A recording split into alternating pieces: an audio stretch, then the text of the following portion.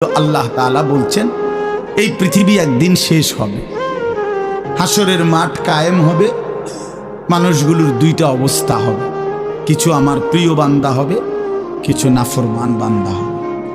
আল্লাহ তাআলা এই কথাটা খুব গুরুত্ব দিয়া কোরআনে বুঝাইছে, বান্দা এই রং রসের এই সৌন্দর্যময় পৃথিবী তোমার কাছে যত লোভনীয়ই মনে হোক, আকর্ষণীয় মনে হোক, তবে এটা নিশ্চিত যে তুমিও থাকবা না, দুনিয়াও থাকবে না। এই কথাটা মনে রাখো বান্দা, এটা যদি মনে রাখতে পারো তো জিন্দেগি সুন্দর হবে, জীবন সুন্দর হবে। এই জন্য কোরআনুল কারীমে আল্লাহ তাআলা খুব এই কথাটা বুঝাইতে চাইছে, বান্দা এই এত সুন্দর পৃথিবী দেখে তুমি যতই বিমোহিত হও, মুগ্ধ হও, তো মনে রাখো এটা থাকবে না, আমি একদিন ভেঙে ফেলব। ইযাস সামাউন ফাতারাত, আসমান ভেঙে চুরচুর হবে।